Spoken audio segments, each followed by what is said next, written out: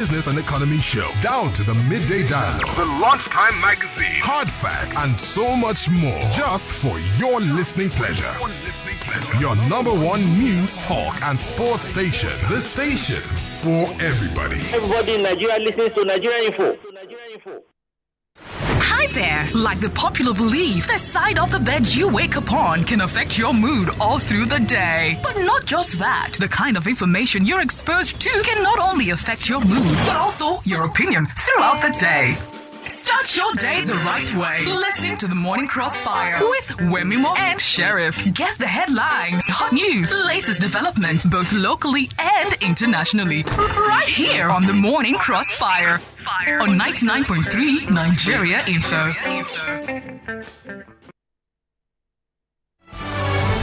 This is Morning Crossfire on 99.3 Nigeria Info.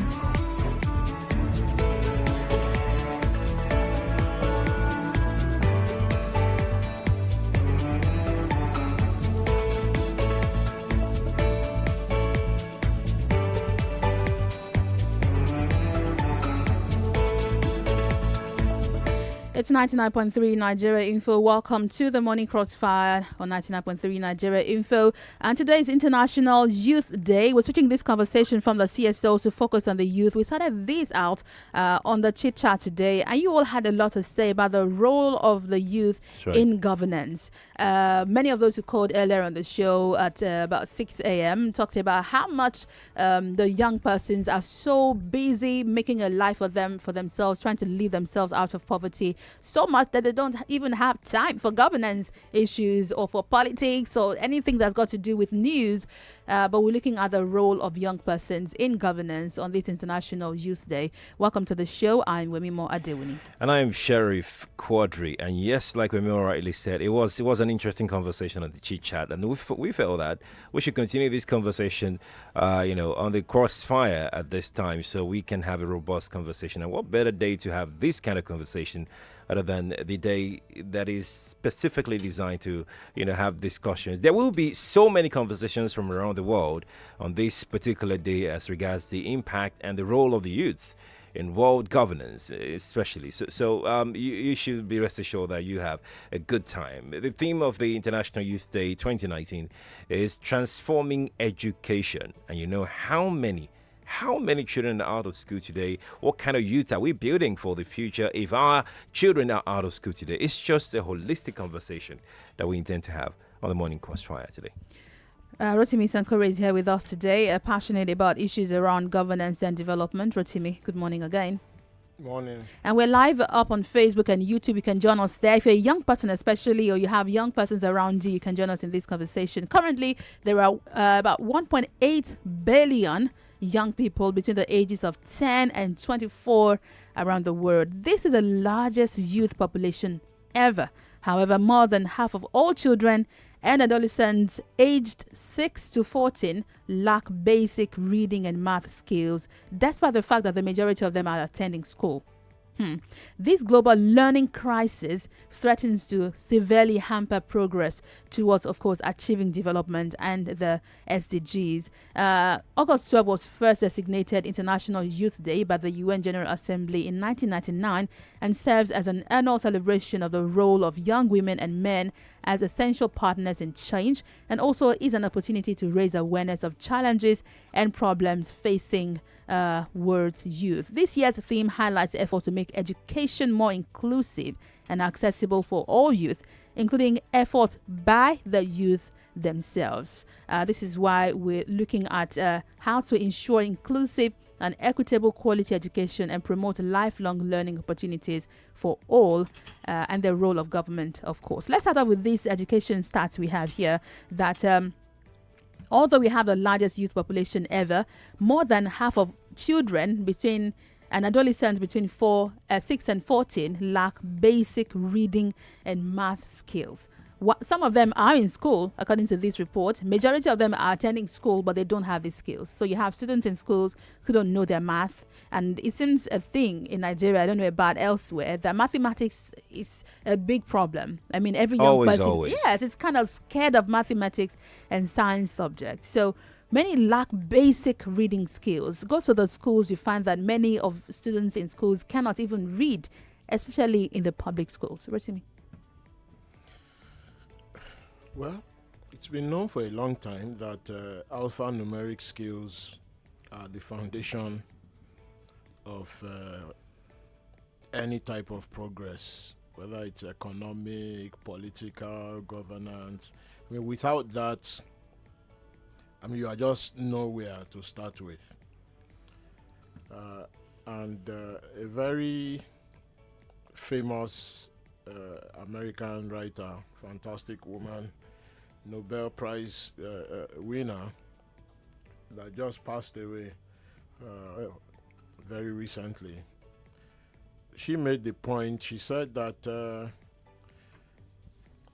her family, historically she's a descendant of slaves, and she was making the point that during the time of her grandparents, that it was illegal for black people in the US to be able to read or write, and that even white people that were caught teaching black people to read or write would be jailed and fined and punished seriously. That illustrates to you the power of literacy and the power of education. And you can see even in South Africa the problems that they are facing there. Over 50% youth employment, Right. which is a legacy of apartheid, when they had a white minority regime there. And one of the key public policy goals of that white minority regime was to exclude black people from education. And you can see that very negative consequences now. High crime, high xenophobia.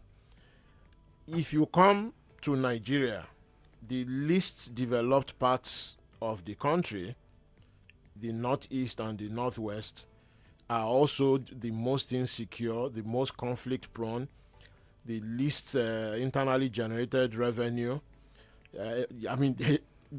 And actually more occupied than other parts of the country by the armed forces.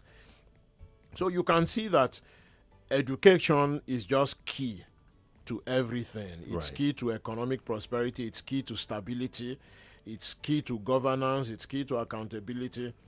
And anywhere in the world where the youth are excluded from education, I'm afraid that those people are just going to be in one form of trouble or the other. And by that analysis, education should be the main public policy goal of this government.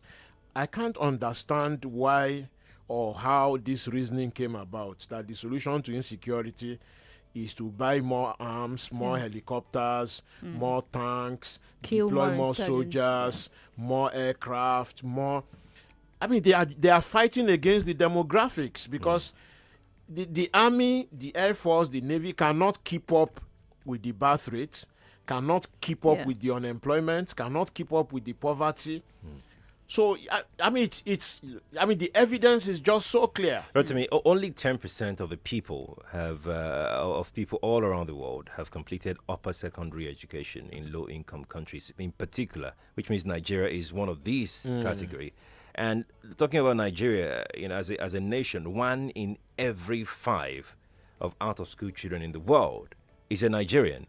That means the future of Nigeria can be said to be non-existent if we go in this direction. Very, very, very bleak. You see, when the government says things like, oh, those figures from the international agencies saying that 13 or 14 million children are out of school is an exaggeration. It's only 10 million that are out of school. And I'm wondering, 10 million? Immediately, you can just see that whoever is making that statement did not really think about it, does not even have the capacity to think about it. They are so vested in their own selfish, motive of capturing state power and holding on to it indefinitely. Look, that 10 million, those 10 million children, if you look at the right class size of maybe no more than 25 or so, it will translate into roughly 300,000 schools and teachers. About 300,000 classrooms, and teachers that are needed. Maybe that's about 13,000 schools or so. Where is that captured in the 2019 budget? Where is it captured? And that is just to deal with those that are currently out of school. Right. We must, however, mention that this government, which I think might be their own style of addressing the issues around education, started the National Homegrown School Feeding Program, which is meant to feed students in many states of the country and to attract these students to come to school and to stay through, the schooling hours. So I don't know how... That food is not going to teach anybody anything. Right. The food is only meant to attract you where there is actually a school. Yeah. So there is actually a deficit of schools. Because as I was saying during the newspaper review, those 83% of all males and 85% of females in Yobe State, or the 63% of males and a higher figure for females in Borno State that had no access to education at the height of the Boko Haram insurgency. Those figures are worse now because more children have been born. Remember, on Public Square 2 weeks ago, we looked at, in quotes, the anniversary of the Boko Haram insurgency. Within that time, where Boko Haram launched themselves as a very, very visible extremist group, the number of children that have been born that have missed education in the Northeast has gone even higher than that figure. And that's not even counting the displaced kids. Right. That has been happening essentially because the governors and the local governments have abandoned one of their primary duties of investment in youth. Investment in primary education, investment in secondary education. Without that, the situation in those places can only get worse. So the federal government then saying that they are implementing school feeding program. Yeah. It only goes as far as schools that exist, not schools that don't exist. And then when the children get to school, I mean, one of the reports we read just when we opened showed that many of these students are actually in school, but they're not learning the skills they need. They don't have the mathematical skills. They don't have the analytical skills. They're not really learning so much. And this, like you said, will come from the kind of teachers they're having. But let's move beyond the school, Right. the four walls. Right. Because the theme for this year looks at what the youth can do for themselves. So aside those who go to school, and it's a taken that not every child can learn, the school kind of, curriculum. There are other. Every child has to go to school. You mean every child can understand what's being taught in school, can understand mathematics, chemistry, even English and all? Primary and secondary education level. Of course, the difference then is if you have the intellectual capacity to go to university, it should be there. If you don't have the intellectual capacity or the interest to go to university, then you should have the opportunity to go for technical and vocational training. Yeah. So if you go to the advanced countries, especially those that are growing very fast now, say like China, for instance, all those young people that are in those big factories, manufacturing all these computers, smartphones, hardware, microwave, all sort of and hardware. all these gadgets that we are using here, cameras and so forth like that. Many of them didn't go to university, but they had the best basic no, not education. just basic. They had the best possible technical education. It takes high level of technical and engineering skills to manufacture precision equipment, precision technological equipment. You don't need a university degree, but you need high level technical skills. And that's what is really lacking in countries like Nigeria. If you go to a country like India, which I had the opportunity of visiting some time ago, the equivalent of their colleges of technology, say like the Yaba Tech, they are training people in those places that are doing amazing things with coding, with technology. A lot of people working in the Indian space program, for instance, went to a lot of those schools. Do we have such schools in Nigeria? Even our polytechnics. Yaba Tech is now like a slum. I mean, that is how bad the investment is there. The Yaba Tech, oh gosh, if you had been to Yaba Tech 30 or 35 years ago, and you go there now, you come out with tears just running down your face. While we had this conversation on the chit chat, one of our callers is a student at Laspotech, and he called to complain about the quality of education they are getting, and himself and some friends, because I was asking them about their participation in governance, even at that level. They are planning to have a protest against the school to say we're paying so much, but we're practically getting nothing. So even at the school level, he alleged that there's corruption, that just about the money, it's not the quality of education. But is the government even looking at the quality of what they're being taught? The method of appointment of vice chancellors and registrars in Nigerian universities and polytechnics has been such since the military regime that often the people with the poorest imagination are the people that are appointed to those positions. I mean, very, very rarely, will you find somebody that with big imagination that is prepared to challenge status quo and put big ideas down.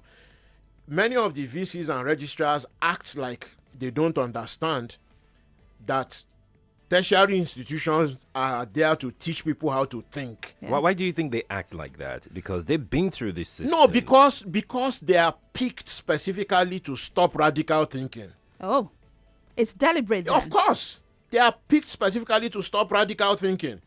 And when we say radical thinking, we are not just talking of political radical, we're also talking of technology.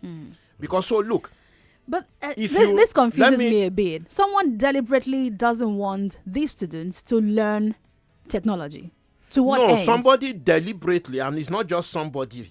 The political elite do not want the young people to develop radical ideas across board.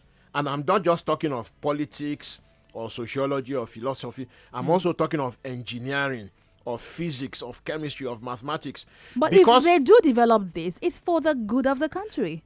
Who told you that the political elite are there for the good of the country? Oh. The whole point is that if kids start thinking radically like that and say, we want to go to the moon, for instance, if you want to go to the moon, you have to build a rocket. Right. True that. If you want to build a rocket, you need electricity. Right. And if the political elite are unable to provide electricity, all of that then it's a problem. And you are going to protest and say, we want to go to the moon, we want to build a rocket, and to build that rocket, we need electricity, and you are not providing it. Right. And therefore, there is a problem. So the whole thinking outside the box thing is seriously frowned upon. I remember, older listeners remember Professor Awojobi at Unilag. Fantastic engineering mind. But anytime he wanted to build or do anything, he would quickly come, the obstacles of the military regime and the underdevelopment he would just run into it.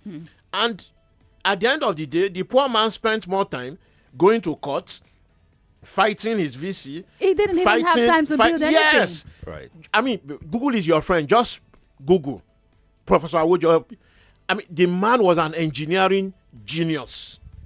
And if that man had lived in any developed country, he would have won a Nobel Prize. I'm telling you.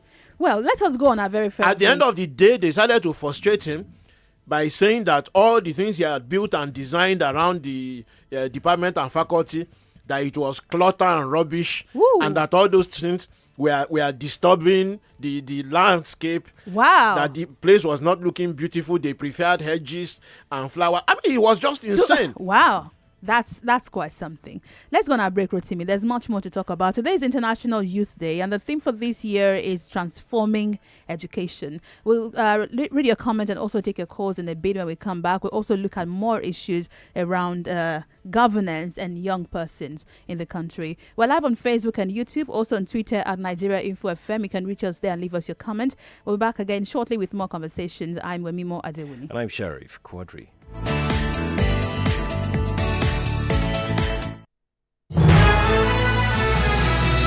Talk, news, and sports after this.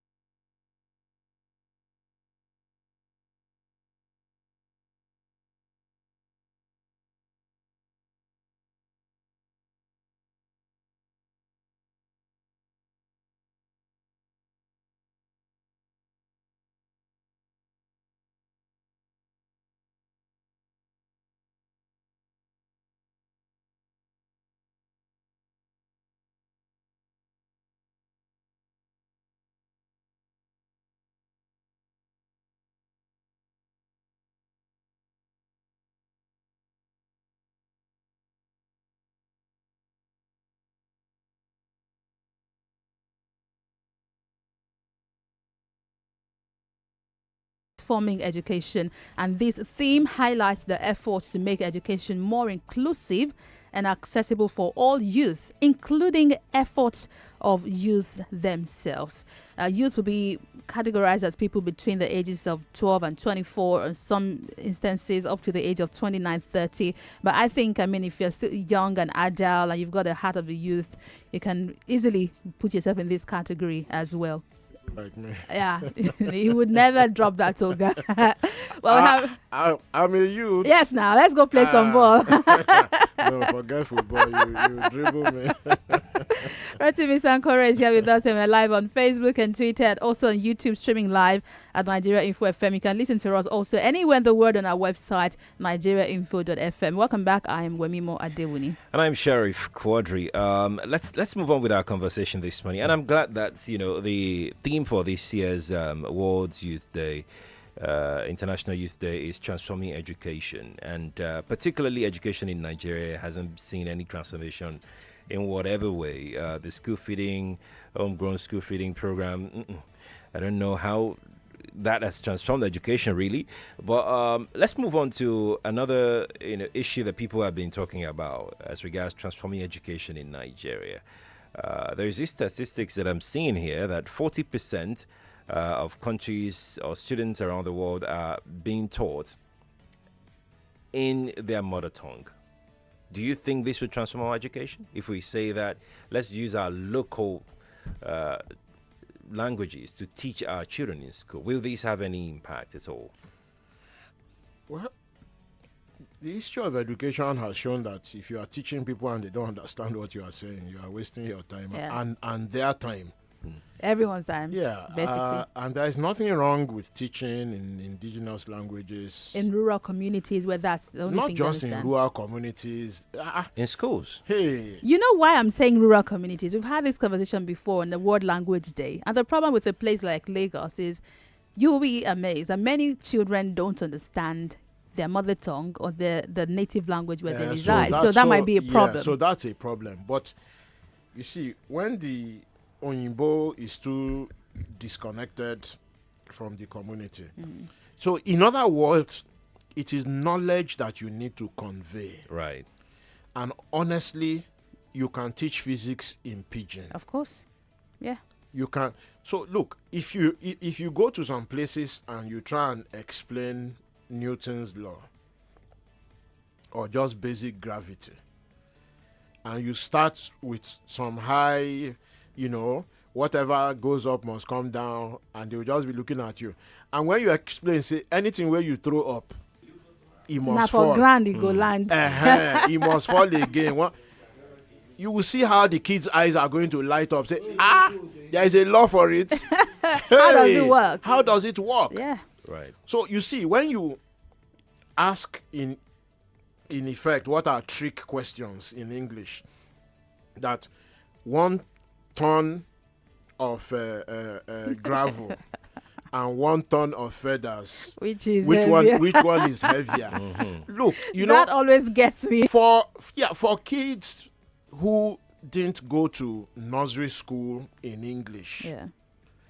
and they get to primary school, all they are hearing from you is Sand stone and feather. feathers. So for them, the stone is always heavier. They are not listening to the 1 ton. Yeah. If you explain it in pidgin or in their language, in other words, if you go to China, they are teaching physics, chemistry, biochemistry, medicine. They are teaching it in Biology. Chinese. Right. Just imagine going to teach all those subjects in China in English. Should have been lost on them.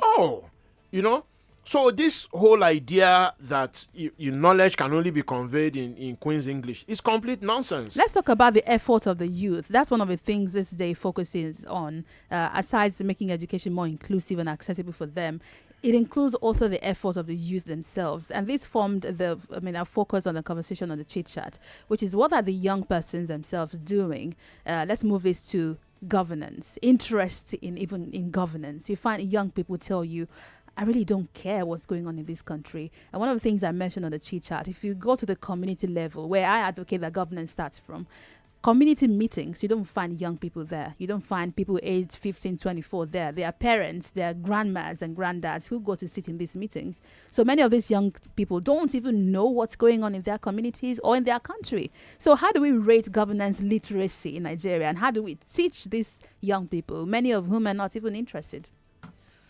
Well, like I was saying, in the educational system, especially since the time of the military, which is a long time, since 1966, those that have led our educational institutions have been, or those that have headed, let's not say led, those that have headed have been appointed with the understanding that they are not to encourage any serious thinking. Let's not even call it radical thinking. That they are not to encourage any serious. I mean, if listeners will remember, during the Babangida regime, there was this, real criminal nonsense that Babangida put out, saying that any lecturers that teach what they are not paid to teach will be chucked out of the educational system. As if you add anything aside what's in the curriculum. In other words, if you teach anybody to think, you are in trouble. Now, You know, Such a pity. So against that type of background, you know, it is almost inevitable, because why I went back to the education system is that the education system drives thinking and learning. So if you step outside the education system into the communities, it can't be much different from the education. Once you've dampened governance literacy in the education system, and the young people in the community start to see that politics is a chop business, what people can get for themselves, they just turn off it. And they just say that they are not interested. It makes no difference who is there. They are just there to settle themselves.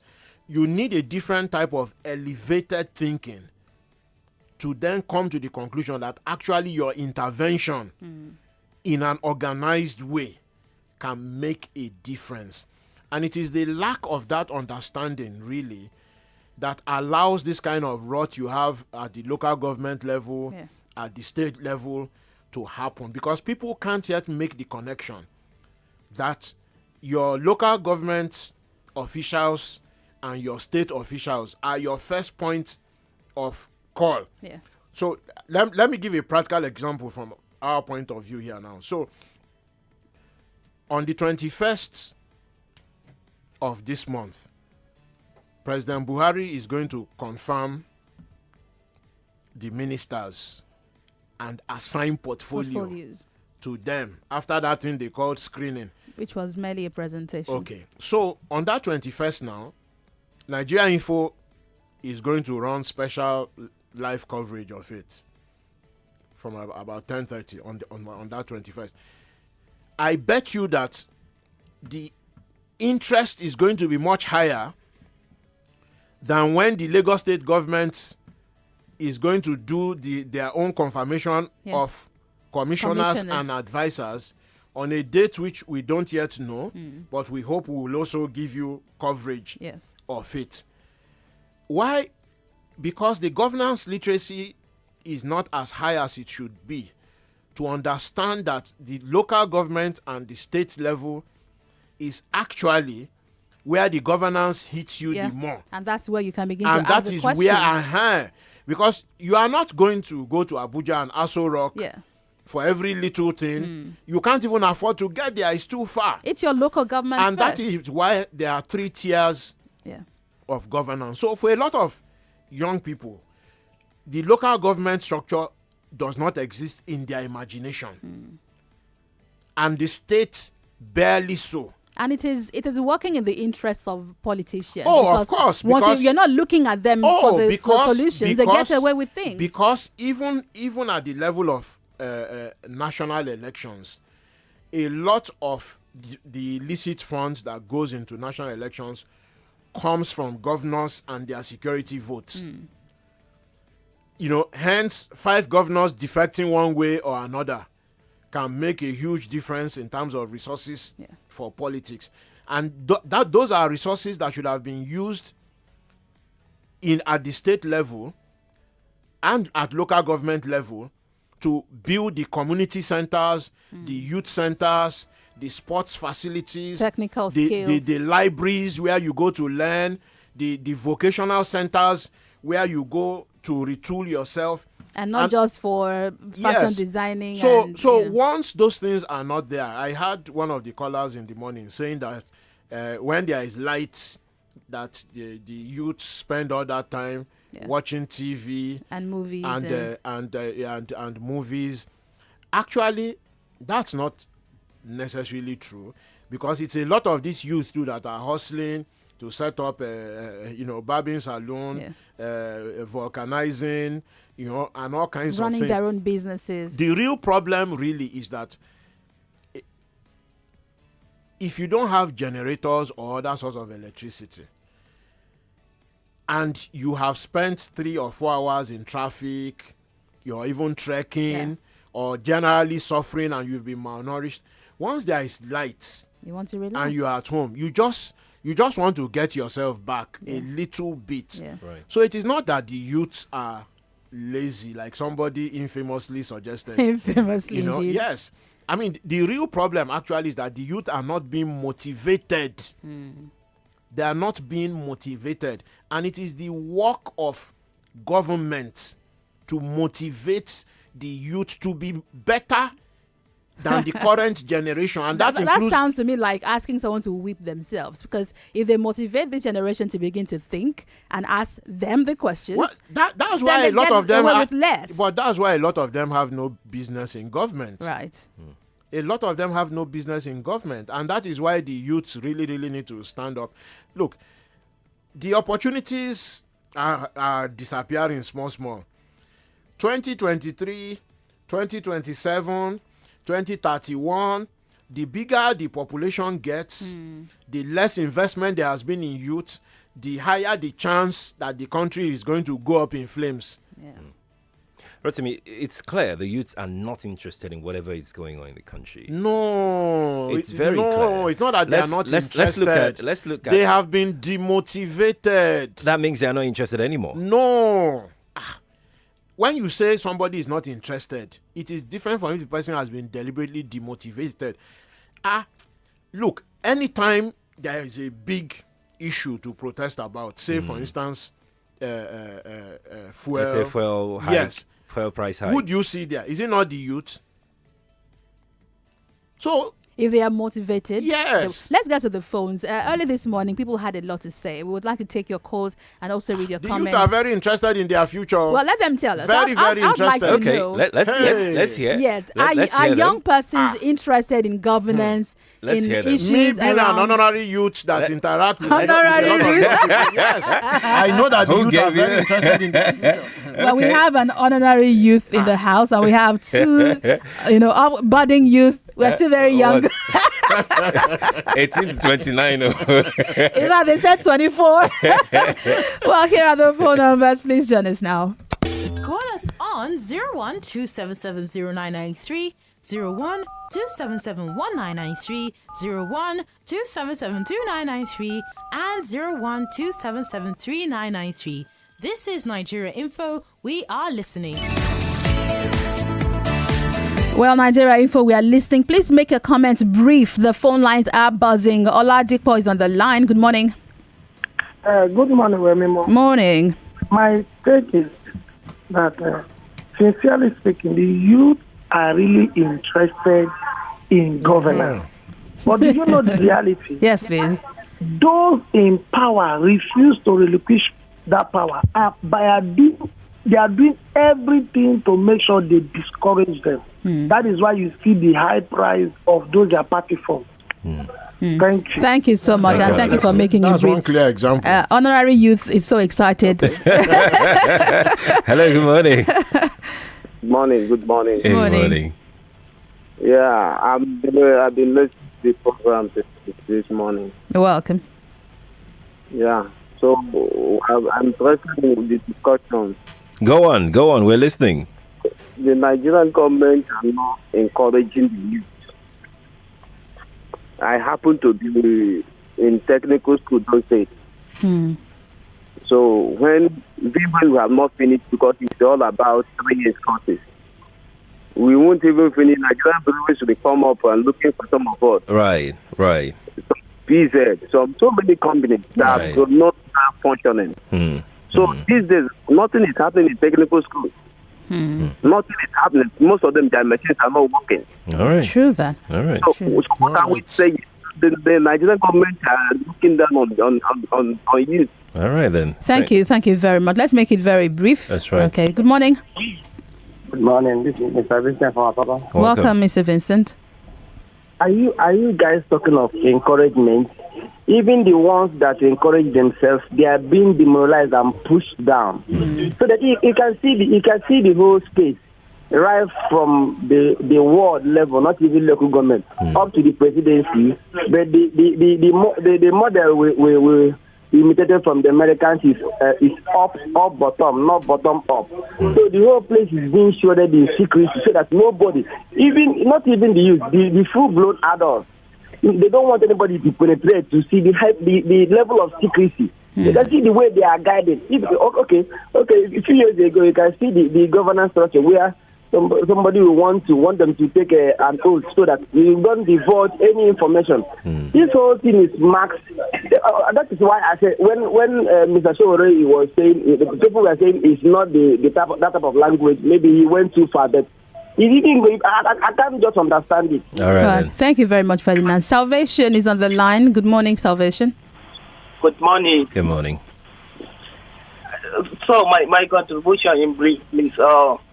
What I'm really concerned is that whenever I'm hearing program like this, actually I get regard to my people, especially those people that are living in the Northeast.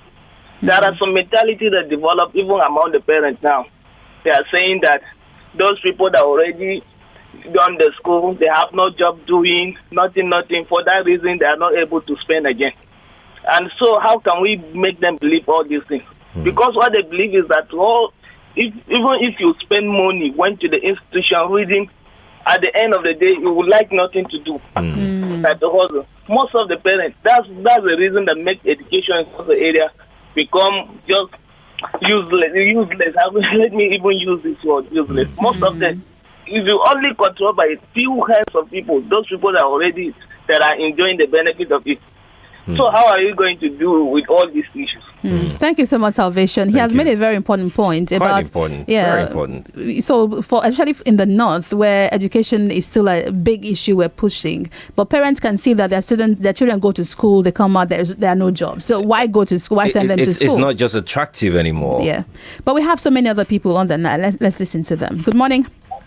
Good morning. Good morning. Well, I'm Adetro Daniel. Welcome, Daniel. Yeah, you guys, thanks to Mr. Rotimi, he has been able to highlight some of the major problems of why Nigeria seems not to be developing. But the truth remains that this problem is not just on the part of government alone. We individuals also need to step up.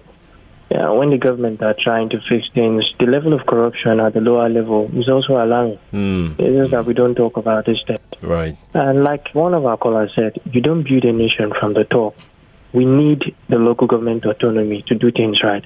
And if we're going to do that, our people at the local government level needs to understand that it's not about packing money. Right. It's about ensuring that you give people good governance by being a good example, so as to make things right. And I'll suggest, if we're going to make the local government autonomy, a thing of priority, let's also make the idea of having EFCC and ICP, all these, anti-corruption agencies, to also have offices in local government areas, so as to checkmate the activities of these local government people. If you can do that, it's a good step. All right, Daniel. Great point by Daniel. I mean, bring this also to the local government level. Fantastic. Thank you so much for calling. Let's see who else is on the line. Hello, good morning. Hello? Yes, good morning. Yeah, good morning, Wemimo. Good morning, Quadry. Good morning. Yeah, good morning, Oga at the top. I greet you. Honorary youth. Morning. Please, I lost my phone. That's why I couldn't call all this one. My name is Brother Jude. Welcome. Welcome back. Yeah, thank you for this topic, honestly. Oga is right. Actually, we are demoralized. Since I came back to States for almost 10 years or 11 now, I tried to battle with electricity to fix off a lot of things, and they see that you just give us, because the government just give us electricity. That's all. Light. Just one. See what the youth can do. That's right. Leave the rest. Thank you very much. Thank you so much. Let's head over to Facebook. Lots of comments here. Godwin Akaninyene says, youth have been rejected and forgotten. Solex Alexander says the Nigerian state is a joke. Stanley Agbonifo says, Yabatek is a scam. Phil Rich Kid says Nigeria is getting worse by the day. Chike Steven says, which country encourages their youth? Bad policy killing the plans of the youth. He says, can you imagine the government try to block social media from the youth? The policymakers try to limit freedom of speech. Why? Stanford Andrew says, Wemimo and Quadry, make no mistake in thinking that we, the youth, are not interested in the political and economic space of Nigeria. But yes, they are. It says, but we are buying time and we are studying the structure. We only don't have a united structure, but one day We shall overhaul the system for good. History will be made in Nigeria. Ayon Basi says youth really have no future in this country called Nigeria. Parents are losing jobs, no money to train their ward, economy biting hard on a daily basis. Stanford Andrew says a major problem with education in Nigeria is that the federal government do not want to invest in it, so the youth do not compete with the elites on economic and political issues. Where is the place of our Ivy League universities in the world ratings? Bright Tidigu says any protest now in Nigeria is a crime because the political elites do not want to be questioned. Well, we have so many comments. Shall we get back to the phones? Yes, we shall. Hello, good morning to you. Hello, sir. Yes, good morning. Can you speak up, please? Yes. Hello, are you there? Yes. You need to speak louder. We can barely hear you. Okay, I'm from Nigeria. Okay. Yes, we are from Nigeria too. Welcome. What's your name? My name is Treasure. Treasure, welcome. Please go ahead. I'm not online, but I'm not able to say today, but tell me so that I'm not going to contribute. Okay. Treasure? Tell me what they're talking about, so I'm going to contribute. Yeah. Sorry. Oh, Treasure. we don't have that much time, okay? Good morning. We have others on the line. Good morning Hello, to you. good morning. Yes, Hello. good morning. Yeah, this Friday. Welcome, Friday. Yeah, the truth is that the youth are interested, but the government of the day are not helping the youth in any way.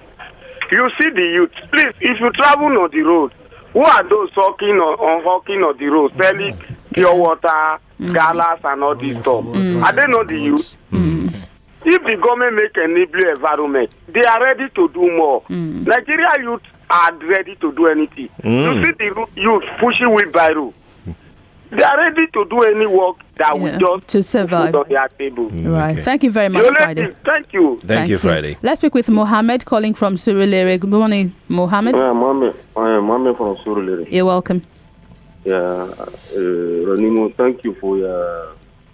I want to comment on what Mr. Rotimi Sankore was saying before. Yes. Please, I will urge him to be doing, because I'm from Borno State. Okay. And I know a lot of development. He was talking about the schools, the governor building schools when teachers have been, unfortunately, some teachers have been killed before.